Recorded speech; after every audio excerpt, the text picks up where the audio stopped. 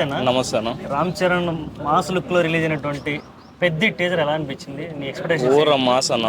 యాక్చువల్గా తన బర్త్డే, మన రామ్ చరణ్ గారి బర్త్డే రోజే ఫస్ట్ లుక్ అనేది రిలీజ్ చేసిన రోజు చాలా ట్రోల్స్కి గురైంది. ఎందుకంటే అది పుష్పకి కానీ లేకపోతే రంగస్థలం లుక్ కానీ ఇలా బయటకు వచ్చింది. కాబట్టి ఇప్పుడు డైరెక్ట్ ఫస్ట్ గ్లిమ్స్ అనుకోకుండా మనకి రిలీజ్ చేసిండ్రు.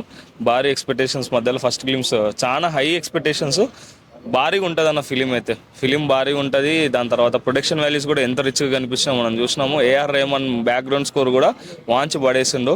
ఇంకా లాస్ట్ యాక్చువల్గా ఇది ఫస్ట్ గ్లిమ్స్ అనే పేరుతో వదిలిన తప్పితే ఫస్ట్ గ్లిమ్స్లో ఉండే లాస్ట్ షాట్ మాత్రం మైండ్ ఊర మాసింగ్ అంతే. ఆ సిక్స్ కొట్టడం కానీ, ఆ బ్యాట్ పట్టుకోవడం కానీ వేరే లుక్లో హైలైట్ కనిపించింది. ఆ లాంగ్వేజ్ కొత్త యాస్ పెట్టారు, దాంట్లో ఉత్తరాంధ్ర యాస్ అనుకుంటా. ఇవన్నీ ఎలా అనిపించాయి అన్న?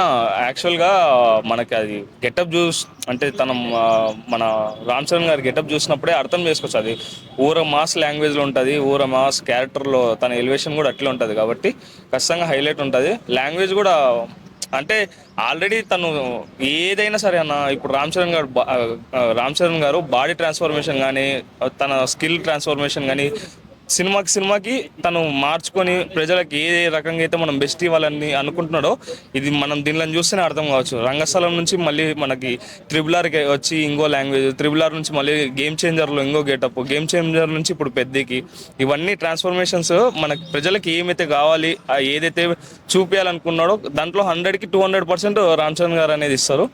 ఈ సినిమా కూడా అట్లే ఉంటుంది. భారీ అంచనాల మధ్యలో ఈ సినిమా రిలీజ్ కావడం జరుగుతుంది. కాబట్టి ఖచ్చితంగా అన్ని రికార్డ్స్ అయితే కొట్టిపడేస్తారు.